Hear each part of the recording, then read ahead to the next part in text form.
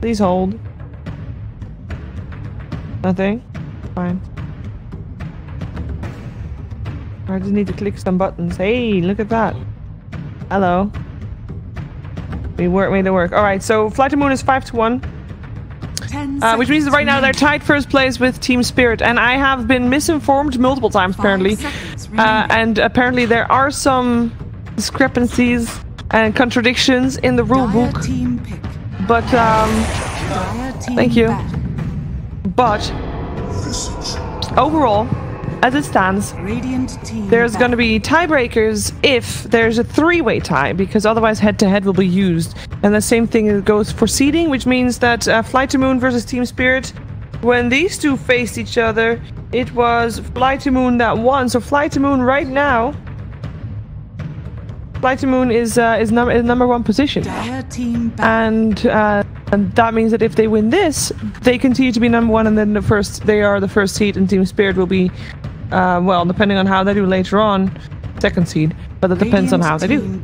Well, there's no way to not be first. There's no way to be first seed anymore for Team Spirit if FlyToMoon win here. But you know that this team. Well, they can draw for first seed there.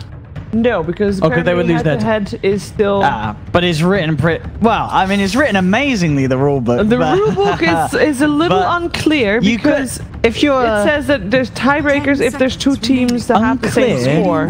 Can you not insult the rulebook, please? The rulebook is unclear. It's unclear. So we're just gonna have to might be considered unclear to those who don't value their position with Valve. But yeah, it's written pretty badly. All right, really well actually. But we're gonna find out what's gonna happen with that. Obviously, this is just our interpretation of the rulebook, and everybody can have their own. It seems. I'm sure we're just idiots, and the way that it was written is amazing. Now, one thing that the rulebook is pretty clear on is that Gambit is not allowed to lose this game, because Gambit is right now 2-3 in scores. That means if they lose once more, they're out. They're guaranteed not in the top 4, and then you're eliminated. So, as far as this game goes, Gambit needs to win in order to still, like, Gambit needs to win 2 more games, because after this, later on, they're also still going to play against Vega Squadron, I believe. Yep. And that, if they win both this game and that game, then they are tied with Double Dimension. No, wait a second. Let's see if that's still the case. If they're tied, they'll both be at 4-3. Yeah, but Double Dimension 10 seconds remaining. Lost against Gambit. All right. So depending on how the rulebook is interpreted, that means they should be either fine or they should be even guaranteed a spot in the top 4. If they win these next 2, they're guaranteed a spot in the top. We'll be sure to get some clarification on the rulebook. I'm sure Valve is awake. Is it even Valve who wrote the rulebook? I mean, it should be. I think it's Face It. Is it Face It? All right, we'll blame Face It. That's easier. Yeah. Love you guys, really. I'm joking. We love you. Anyway, FlyToMoon. I got a Jakiro. For Bristol back for non grata. We got a Jakiro. We got a Clockwork. Jakiro Clockwork is quite a nice combination. And on the other side, we got a Visage and a Naga Sarah Undying. I haven't been able to watch a lot of Gambit's games. Have you? No, I think we saw. Did we catch one the other day? I mean, I don't know. They're a little bit late with that, JJ. What? Wait to blame. No. But yeah, Bristleback and Jericho. This is a very sort of FlyToMoon-esque draft, of course, but Bristleback in particular is one that I'm interested to see how it's going to work out this game. Not too many people liking to run the old Bristol, but can certainly be one of those lane dominators if you get them in a good 2-on-2. There's going to be an Undying thrown into the mix there by Gambit. So likewise, those sort of both aggressive lane bullies could end up head-to-head in the lane matchups. We'll see who tries to dodge who. Yeah, we replaced Fog for Owen, by the way. Fog is having a break. And he's a very tired boy, just flew in from America. And is going to have a bit of a snooze upstairs. He may see how long he snoozes for. He may be back for some of the games later on. We're doing, at the minimum, 3 more, including this one, of course, for the CIS groups. Not entirely true. Because we don't, like, if Gambit lose here, then there's no reason to play Gambit versus Vega. Sure, but as I was saying, there are going to be, there's a potential to be Gambit versus Vega, which is going to be between 2 teams that if Gambit lose, do not have a chance to make it to the top 4. But in previous years qualifiers, sometimes the teams do play anyway because it's, you know, it's kind of nice for them to play rather than just sort of say, we're out, you know, for the fans and such. It's nice for them to play the games. Sometimes we do get teams just going, nah, I'm out, peace. Yeah. You know, but I think they'll play it. But we'll see. We'll see. It'll be up to the teams because I don't know. It's more gentlemanly to play the game, you know, because it's, sure. You don't want to be like, screw you, Valve, you're boy, we ain't playing your qualifiers no more, even though they're out. Even though it kind of makes sense. I don't know.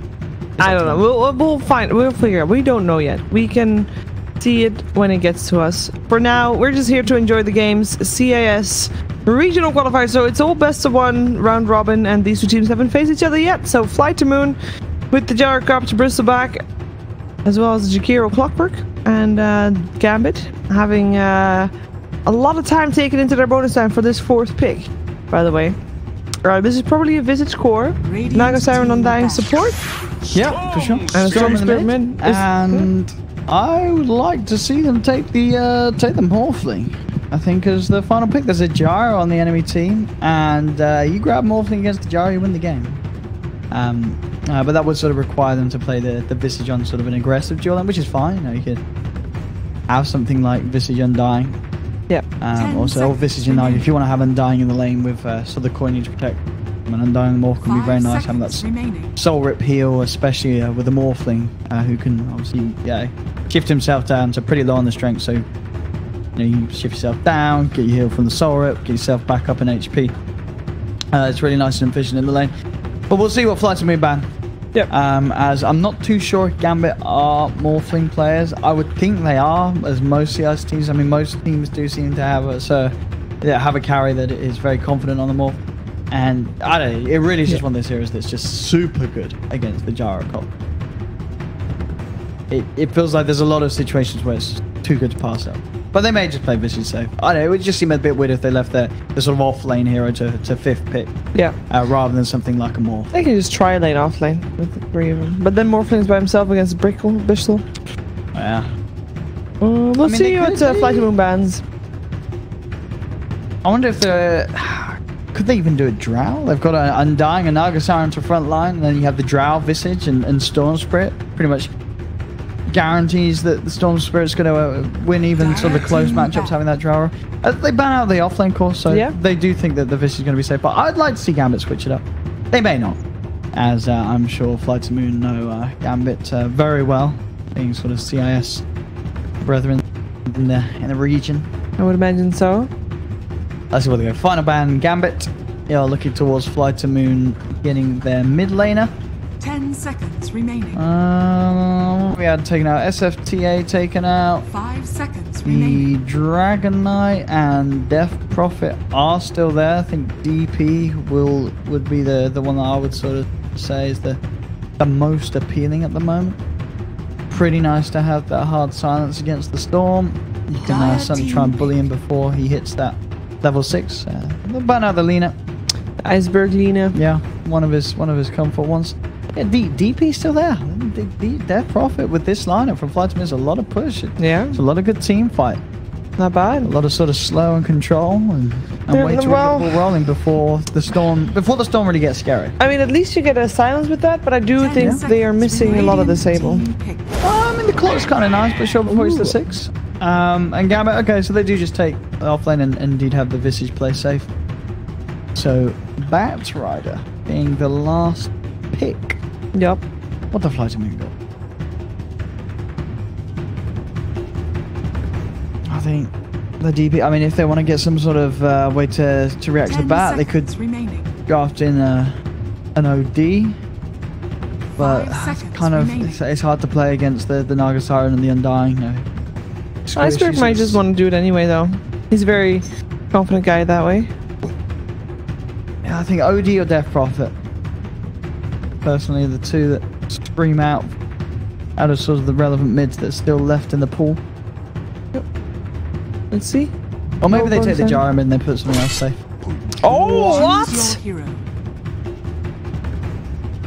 Is that an iceberg PUD? What? Well, I mean, okay, so they're in the top 4. Yeah, but guaranteed top 4. They're not guaranteed top 1 though. Sure, but I mean, first playing against fourth, second playing against third. I don't know if that really matters too much because it's double elim anyway.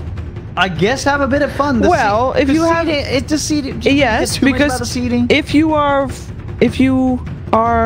first seed, you go up against Double Dimension or Gambit.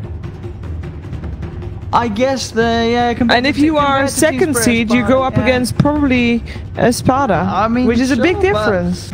I mean, maybe. But this cannot be a super try-hard serious pick, surely. Last pick, Iceberg Pudge. This has got to be them having some fun. But I don't know. Maybe he's going to come out and do absolutely amazing with it and destroy Yoku in the mid lane on the Storm Spirit. But I'm ready to see. Iceberg Pudge, FlyToMoon. They have been sort of a fan favorite, the CIS region. They're trying to do more, and they will swap. Okay, so this now makes more sense. There's still an Iceberg Bristle, though. It's not going to be a mid Pudge. I mean, sure, it's an Iceberg Bristle, but it's not a core Pudge. So, all right. So they are trying. But they picked a Pudge. I mean, it's still a Pudge. Even though it's not a core Pudge, it's still a Pudge, and this is not a hero that's popular. Owen, Pudge has been changed a lot over the last couple of patches. Talk to me about Pudge. He's been nerfed. But his hook has been buffed. Yeah. But that's his hook being buffed. And I don't know. Well, what was the recent buff to the hook? Let's check it out. Go on the Pudge, JJ. Let's check the Pudge. What was it was the damage scaling, wasn't it? Yeah, all right. So, sure. There's, I mean, it's a significant amount of pure damage being added on, but it's the rot slow.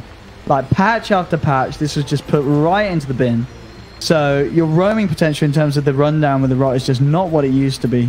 It's a lot easier to just sort of create enough of a gap to get yourself away from the Pudge. But we'll see. And wait, did they swap back again? It is Iceberg on the Pudge. They did swap back again. What the hell are they doing? Non grata. Oh my goodness. So yeah, he's back on the Pudge. So then they are. I mean, wow. Sure, I'm ready to see this.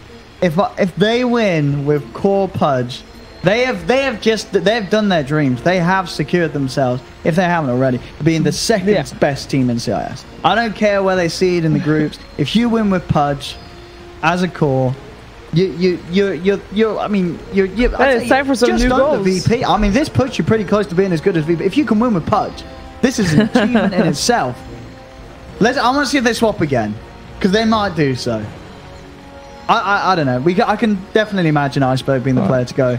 I'm playing Pudge. Let's see. Let's see who's playing. Oh, never mind. We'll wait until they see if we swap. I'm sure he's going to keep it now. It's going to be 3. Yeah, he's playing Pudge. It is going to be the core Pudge. Or? No, he's not swapping. He's buying items. What's that? All right. So No Fear is playing the Clockwork. Let's go over everybody again.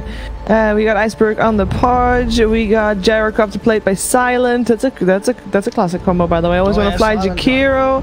And then last but not least, Non-Grata on the Bristleback. And then on the side of Gambit, we've got ourselves Big Nama on the Naga Siren. Not mad at all. It's gonna be Visage. We got Yume on the Undying. And Yoku on the Storm Spirit. Last but not least, though, Afterlife's offlane Batrider will be gracing us with his presence as well. I guess in terms of the Pudge, it's like, let's think about why the Pudge would be good this game. I mean, it would be good this game. Physical damage, it's pretty much just the Visage, and that's sure the Visage is still a lot of physical damage, but overall it's mainly all magical. So I guess if you're able to keep the game going and get flesh heap stack after flesh heap stack, it's pretty nice just having raw HP against Gambit's lineup. The lane matchup at the start, I suppose you can threaten the Storm.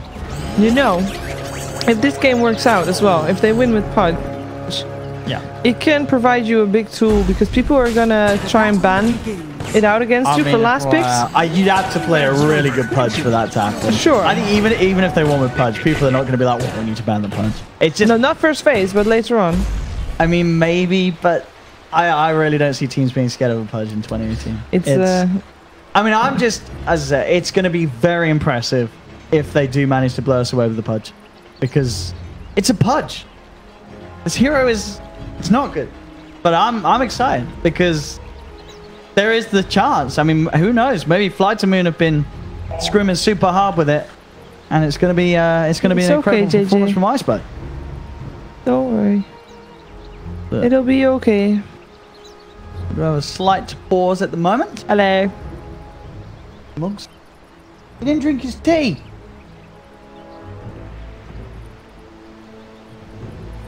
Please don't throw it on the floor. What do we do? What, to what? To do what? What's wrong with it?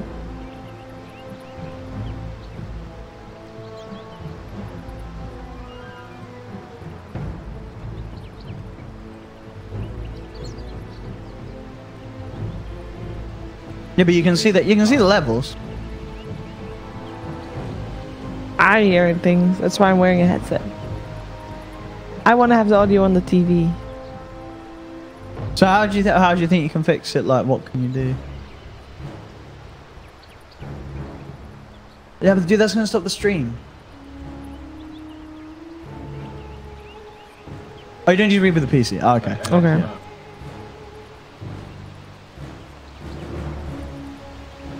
Sounds good. Sounds good. Alright, 2 teams having a chance to make it to playoffs. Double Dimension and Gambit. Double Dimension?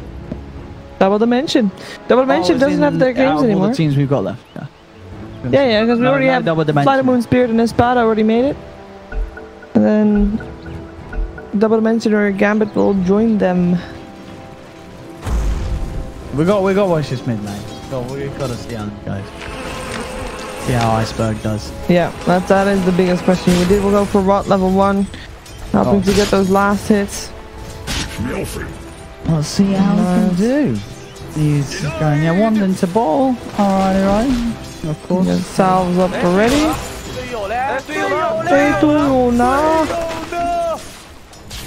It's going to be tough. But imagine if he does hit those stuff. It's going to be incredible. It's going to be amazing. I mean, his last hitting is not as good as Storm's at the moment. I just got the creeps under his tower now. Pretty nicely there with the rock. The right area. Yeah. Very good job, actually. Well, I mean, he's got a pretty good right click, 67. Yeah, he does, but he's doing it real well right now. Yeah. He's getting pretty much every single one there underneath the tower. No problem. Very nicely done there by Iceberg. All of a sudden, he's ahead of the last hits. Look at that, huh? Very, very close. Early days. We'll see a few waves in how it ends up going between these two. In the top lane, there's a Naga and a Visage up against a Bristle and Jakiro. Doesn't look like Naga can get a lot out of this yet. Or sorry, Visage get a lot out of this. I would love to see a carry Naga, but I mean, unfortunately not. Would you really though? It is the Visage one. I mean, well, I like to see stuff that's a little bit different. I'm sure that carry Naga can definitely still run. You shooting one. Carry Naga. Oh, he's gonna fly. He's dead. One more hit away from dying. Actually, Big Dam is chasing him down. Can he actually catch him? Doesn't have a lot of mana left. In the meantime, Bruce Blood actually does go to Non-Grata. Always gonna fly. Turns around for the. Yeah, he tried to get liquid fire out to Big Dam, but I think that cost him his life. That did cost him his life. I think you're right. There wasn't the mana for Net and Riptide, so Big Dam was just sort of relying on closing the gap, and he was allowed to because the Jakiro turned around. Yeah. Still though, I mean, Non-Grata getting first blood, not bad at all. In the meantime, on bottom lane has a Batrider on dying up against a Clockwork Gyrocopter. Who do you favor in this lane? Oh, I think you got to go with the Bat and die. Like, this is a lot of pressure they can put on. And the Clock, what can he do and such? Maybe he can try and find a trap onto the Undying, but as long as the Firefly is available, it's going to be very hard for the two of them to really kill the Bat. So I think the FlyToMoon have got to be careful down the bottom lane. Silent could certainly get pressured as soon as the levels start to come out from these two. It's level 3 on the Bat, so already just have to be quite careful anytime the Clockwork leaves his side, as they can certainly look to run down the Jara. Little lane Iceberg doing very nicely. Yeah, he needs a lot of this sustain to stay on this lane though. Sure. I mean, he has it and he buys it, that's fine. but what? What was that? Was that a taunt? Yeah. Never seen that one. We don't. I mean, we don't see a lot of storm, to be fair. True. That is definitely true. But they're keeping up their 21 and 2, both of them, or 21 and 8. No, 21 and 2, both of them. But anyway, 2 and 8, that is the Bristleback, who is farming real well compared to the Visage. Look at that top lane. How is it so far? How is it such a big difference? It looks like the aggression of the Bristle has been enough. They're making use of the pulls and such. They've got the ward down, so they've got the good coverage around the area. Over double the last hits? That's some crazy. I mean, early levels, it's not the easiest hero to CS with Visage, if the pressure is on to you. And as we talked about, Bristlebacks, one of those lane dominating heroes. Mid lane, Yoku and Iceberg both getting incredibly low, and Iceberg getting that hook actually. Yeah, that hook in between creeps. I sort of just saw the Storm Spirit melt. It was just a hook damage coming out like that. Yeah, crazy. He perfectly threaded that, because normally when you're standing right by the creeps, you go for that sort of close range hook and mids in the wall. You're going to get a creep 90% of the time, but he actually gets the burst, because if he doesn't get that hook damage, I think it was very likely that they would have both gone down. He might have been able to get the suicide off, but very nicely done by Iceberg. At least Yumi got the kill on Clockwork from bot lane, so Undying gets that one. In the meantime, Silent, he wants to get that rune, and he's gonna get it too, because Yumi is not able to catch up and get the other one. So 2 runes go in the way of FlyToMoon. Oh, and this is 3 actually. Yoku, but that's I'm going to say they always want to fly. It's taking quite a lot of damage in response, but he's going to stick around and just continue to annoy Yoku and force him back. He's got the slow, allowing Iceberg to chase him down. Do they have a hook? He's getting the angle. He's got to get the angle. Alright, never mind. I mean, that's the perfect hook, right? The hook that just the juking of it made them able to catch up like that. I mean, this Iceberg Pudge is going off. He's got himself in on 2 kills. CS is brilliant for him. He's top of the board. But it's a Pudge. You know, we've got to see what he's able to do with this. Yep. As this is one of those areas, especially when you're playing as core, you have to just snowball and snowball. If there's any sort of the game where you have to resort to just going back to hitting creeps, it feels like you've almost already lost. But getting a haste rune, that's perfect, because he hit that bottom. I think he's going to be able to help pick up the 2. Well, that's not that perfect hook. Nobody saw that one, Iceberg. Everybody's just following you, running after Afterlife with your hook. Is cool. The dismember is there though, and that should be enough. The hook is not even needed for that one. He's going for the next one. He's got a hook. Oh, and he gets the right one. Oh, luck. Was it luck or skill? I don't know, but it was impressive. Man, you know, they've been rising up in the ranks. As I say, it's being a favorite of the fans. One more thing can maybe kill him off. No, he needs one more. Oh, he got one. He got it though. He got it. Chill breath onto the Visage. Visage taking a lot of damage from this Jakiro. He might actually die. He's got the slow off, but always on a fight. Might just want to try and... No, he does not. Yeah, Iceberg. I mean, he's winning over the fans. He's doing it with Pudge. He's a new age Dendy, as it seems. New age Dendy. With the Pudge plays, making it work in the core position. I mean, so far, it's still early days in this game, 7 minutes in, but with a 3k lead, you got to be impressed with how this guy's playing. How much of that is in the net worth of the Pudge? Oh my, that's quite a bit. Sure, Storm is at the moment ahead of last hits, but... I mean, surely you can't get this. Oh, he can! Dismember there as well! He gets it! He does Storm Spirit away though. They're Black Cannon as well. There's 2 hits happening, but they won't hit on that Storm. Or at least not enough. Bignum taking a lot of damage here. Suicide. No, Iceberg dies. But at the moment, Silent is not too unhappy with that. He gets the experience for that without having to share it with too many people. Oh, almost gets that one too. Storm managed to get out, but double kill for Silent. Is that worth giving away Pudge's life? Definitely. You're getting your gyro in. This was sort of the first big movement of the gyro away from sort of sitting in his lane. Picking up 2 kills.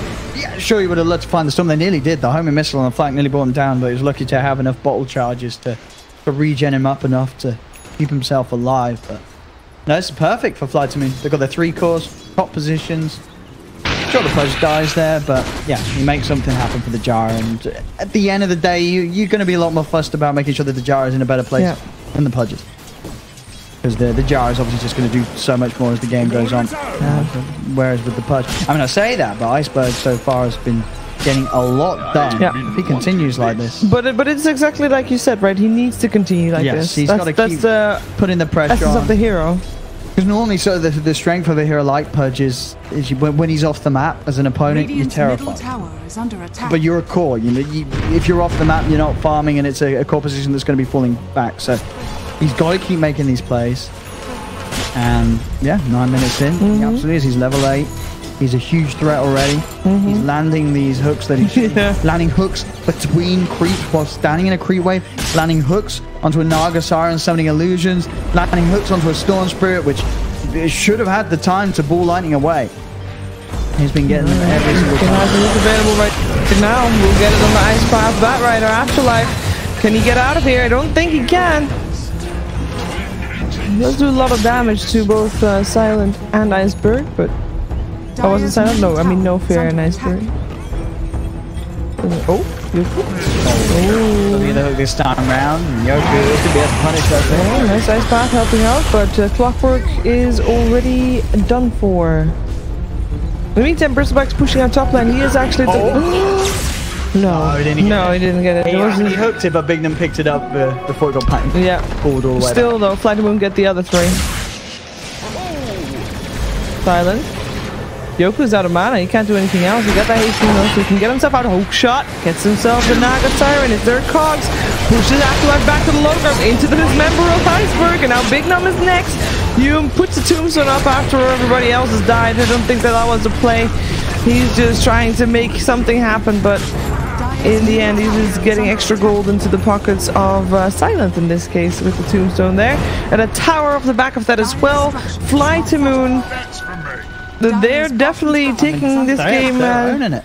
Yeah. And running away with it, yeah. They've won every single lane. They're moving around. They're winning every single fight. 6k advantage, taking the tier 1 mid. You've got a Purge that once he does skill the Flesh Sheep, he's going to have a lot of stacks all ready to go. He's been involved in 10 of the 13 kills, Iceberg. Teleport out. Oh, good. What, did he not? I mean, he didn't. Oh, okay. So for Gambit to come back into this game, because that's where we're at right now, right? What needs to happen? They need Afterlife with the Blink Dagger? Is that mostly pressure on him? Or is Storm going to be able to do it? It's kind of... There's a lot on the Storm. I mean, you've had sort of this start to the game where the Visage and Bat aren't really going to be sort of that mid-game threat that you'd hope them to be. Unless they sort of do get some AFK time to farm up, for instance, the Blink Dagger on Afterlife. But with the way that FlyToMoon are moving around the map, it's going to be incredibly hard to do so. Yeah. So, a lot of it on it is just hoping that at least one of these cores is actually able to sort of farm their first major item so they can have an impact in the fight and sort of how you get those pickups. Because at the moment, if a Bristleback and a Gyrocops and a Pudge are running at this team, it's very hard for Gambit to do much other than Song of the Siren and TP away. They can't really tackle 5-on-5s anytime soon because of the power that FlyToMoon have with their draft. Radiant Scan scouted out that there's dire heroes close by Non-Grata. I don't know if he knows how many though, but he does have some help. Hookshot coming in. Cogs, actually not too great of Cogs for that Bristleback. He does get spin around, maybe gets another close pair up. No, he does not. The song as well allows for maybe a safe exit for Gambit, or do they want to go in still? Because most of people FlyToMoon, everybody at FlyToMoon actually came to this bottom lane. Cooldown coming down as well. The Cogs catch the Visage. Visage dead. And that is a trade that is in favor still, I think, of Gambit. Yeah, they get the bristle. That's a lot of gold. Themselves. I'm sure the gold favors them. That doesn't show us the gold though that we just saw FlyToMoon get from killing both the familiars. Sure. Yeah. So, yeah, not enough to start really swinging things around. No. It's a start though. Sure. But I mean, they don't get the tower and such. Iceberg. Oh, the hook, of course he does. Another hook for the Pudge. And then that Batrider is still fairly far away from his Blink Dagger, or what? I imagine he must be. He's sitting on 3.2k. How much is Afterlife got? Dire structures are fortified. Batrider. Batrider. 1700. Yeah, it's not too bad. But as we see, the Iceberg, he's going for the Rod of Atos first. for that route going to be super handy. Setting up for the hooks, setting up for the combos of the entirety of the team. They're going to have so much catch. And Yoku's going to have to be very careful how he zips around the fight. There's one sort of route or dismember and he will be dead. There's not a lot of sort of safe potential outside of the Song of the Siren from the Naga Siren. Bottom lane. So the tier 2 tower. Dire's bottom tower has fallen. FlyToMoon. They really did have a plan with this Pudge lineup. They're executing it perfectly, and that's close to the point where I think you might be right. Teams may start after thinking about the iceberg Pudge when it comes to the later stages of the draft. I mean, it would be a later stage ban for sure. It's always nice to have something that, you know, an enemy is always fearful of. You can think of Broodmother players, Meepo players, Arc Warden players. You know, it's always something that you have to keep in the back of your mind. If you can use a game like this to create a fear like that, or a worry, and that's an added bonus to add that to your drafting arsenal. That just can give you that edge that you might need. Oh, the hook, of course he does. There's a lot of people below. Yeah. Oh, he's brought Magnifier up on 3, of course. Great going for them, but Pudge, not long for this world. He ends up dropping. Song coming out, allowing Gambit to reset. Now that the Pudge is out, this could be the way that they wanted. Yoku, I'm not sure what he was planning, but he zipped right into that rocket barrage. Naga Siren. And, oh, he's trying to juke it out, but he did not succeed. Did you see that? That was funny. They always get the Jakiro as well, though, on the side of Gambit. Yeah, the Naga tried to run an illusion away, but in the meantime, the real hero still took a lot of damage from the gyrocopter. So a little bit of a hook got wrong there. Yeah, the temptation's always there as a Pudge. You see a hook, you hit it, you're like, yes. But then it's suddenly apparent that the entire team was behind. Of course, the batter got hooked. So that was a great Magnifier ice bat, though. Oh, it was. I mean, it looks to be at a pretty sort of closed position, but still Gambit were able to move the other way around it. Yeah. And as you said with the Song, just sort of assess the situation and make sure that they were in a good place to fight back and make sure that FlyToMoon couldn't take that fight. And the Gambit are able to, again, put a bit of a dent into FlyToMoon, but overall, they don't seem phased at all. Yeah, unable to really shake them off their game as FlyToMoon have such an advantage at this stage. 60 minutes in 10k gold lead. Yeah. And still, they're really lacking sort of the presence of a core on Gambit's side that is actually going to be a deadly presence in the team fights. They've got Yoku catching up slowly. You know, he's getting to the same point, same amount of farm as, I suppose, Pudge. But then you look over the Bristle, you look over the Gyro. These are two cores that are just doing so much in the team fights. And Gambit, sure, they may be able to kill one of them, but at this point, it's very hard for their lineup to do more than that in a fight. Especially with the Gyro now having the Aghanim Scepter complete. Smoke up by Gambit, looking for a way in. There's a bit of a split from FlyToMoon. 3 on bot lane, 2 on top lane. And the smoke gank moves away from bot lane. They changed their mind.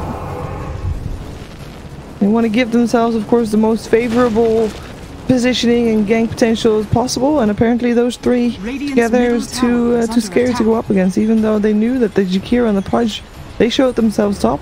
They knew they weren't going to be there, but Dire are scanning. Dire scan coming out, but nobody hiding in the trees over there. Smoke gang continues this time for FlyToMoon into the Dire jungle. I'm not sure. Yeah, they're gonna try for it. Maybe they can kill him. With cooldown coming down, they can definitely kill him, actually. Ooh, lasso on the clockwork though. Up to the high ground he goes, and that is indeed where Afterlife leaves him. Oh, what of Aethos coming out into the roof. Afterlife, and he drops while No Fear can teleport home safely on his clockwork. So that lasso not really successful at all. 2 heroes dead on the side of Gambit.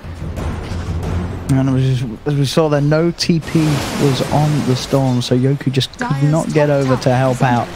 I mean, I don't know if he wouldn't necessarily, maybe if he got in, he would have been able to make sure, for instance, that they get at least the clock kill off the back of it, but either way, didn't have the sort of the option to make that play if he wanted to. I don't know. Silence has a problem. He gets jumped upon. Can he turn this around? He does have the... It's very tanky. Oh, and with the cards as well. Yoku tries to get himself out. He's still very low, but he has some mana left, so he zips himself out. Meaning that only Naga Siren died for that attempted gank. Oh, Pudge is not done, yo. I mean, Iceberg was seeing if he could get the wrap around on Yoku. Yeah. You knew that Yoku was pretty low on mana. And we can look towards mid if he can get the range for the Rod. You've got to remember, Rod of Atos has a pretty crazy cast range. Would you want to blink that guy if you're I mean, the Rod's great because it sure both sort of allow you to set up for your combo. And yeah, I guess in a lot of senses you could argue for the blink, but the Rod of Atos, it's pretty good stats. You know, it's great stats. As we talked about, that you've got this team that you are sort of relying on that initiator, and it's pretty much what the clock hook shot or either the Pudge hitting your spells. So this just makes the pickoff so much easier for FlyToMoon as a lineup. But sure, blink is it's a great item on Pudge, but it just always seems a little empty if you go for it as your first time. Sure. So he's going to get it after the Rod of Atos, but just having something like a Rod, I mean, other Pudges we see, if you're in a core position, sometimes get like a drums or the hood or a force off, just something else that provides you a little more than initiating and getting in there. Alright, this is a worthy sacrifice for all you want to fly. A 5-man gank just for a Jakiro, who still managed to get the rune, by the way, before he died. But that is a smoke used, and I'd say wasted, because that is not a good target for them to get. They need to get one of those top 3 heroes that you see on the net worth. They need either Gyrocopter, Bristle, or Pudge. And they're not getting any of it. Oh, they have another smoke though. They're coming in again. Flare flies over. They don't notice it just yet. Heading towards the pit. Coming in from the side. Here they go. Afterlife. Jumps in. It's a clockwork that he got. It's there as well. A lot of hate for this clockwork, and he drops. But maybe the comeback, the turnaround, FlyToMoon going in for this one. Silent doing a lot of damage. Black Cannon, Macropire there as well. In comes the song. Stopping Yoku from dying, or does it actually? Yes, it does. Yoku is okay. In the meantime, though, Nongrat okay as well. He gets the Aegis. They're going back in. Yume, can he get himself out of this one? I don't think he can. Iceberg is there to take him down, and not mad at all. Stunned, hooked, and dismembered. No, he still gets a kill on the Pudge, but he dies for it too. Yeah, sure. The Pudge dies there. Just to look at that the other way. But again, he's hitting these hooks. Yeah, he really is. These familiars and like the minions. I don't know how he gets them through these tiny angles. Yeah. But Iceberg, his Pudge hooks have been absolutely on point. Like in the past, we've obviously seen some teams in pro games bring the Pudge through, but his have got to be some of the most. And they're not fluky hooks, because he's done it. These sort of hooks threading the needle multiple times in this game. Yeah. He absolutely he knows the precise point. Yep. To get every hook complete. And yeah, 18k gold lead. 22 minutes in. It is great to see a team with core Pudge just absolutely destroying their opponent. Gives the people hope. Now looking at 22 minutes in, 2.7k HP. Sure, still the weakness of the Pudge is the lack of armor. If they do manage to hold him down and get the Visage and the Familiar onto him with the Solar Crest, they can still melt for him pretty good, but that's going to rely on them having the chance to focus fire the target down. And sort of during the time that you're doing that, it's very like the Silent and Non-Grata, this Bristleback and Gyrocopter duo that are so far ahead in terms of farm, are just going to run you over in every single one of the fights.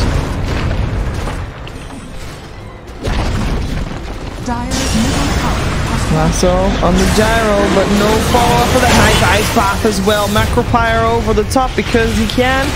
And this Visage is not able to do a whole lot of damage, even though he really tries to. Batrider drops, there's no saving him. Black Cannon making sure that everybody else of Gambit can't come even close. Nice teleport out by Yuma, but he's just teleporting to his base.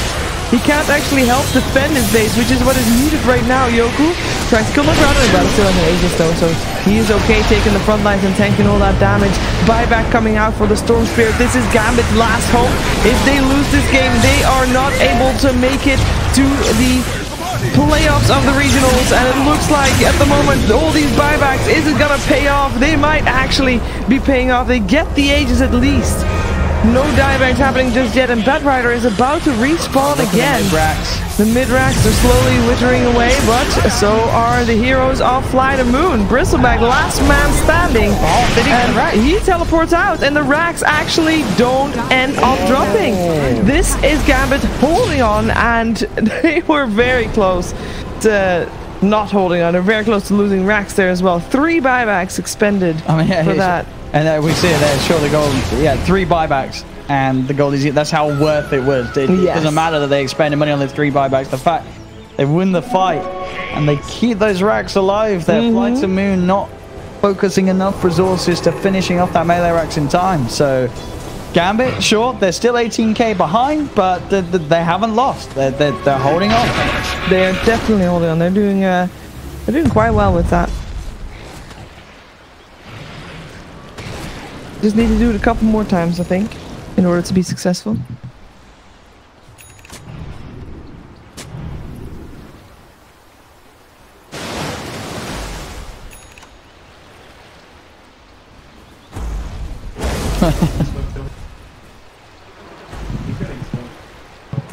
Radiant's bottom tower is under attack.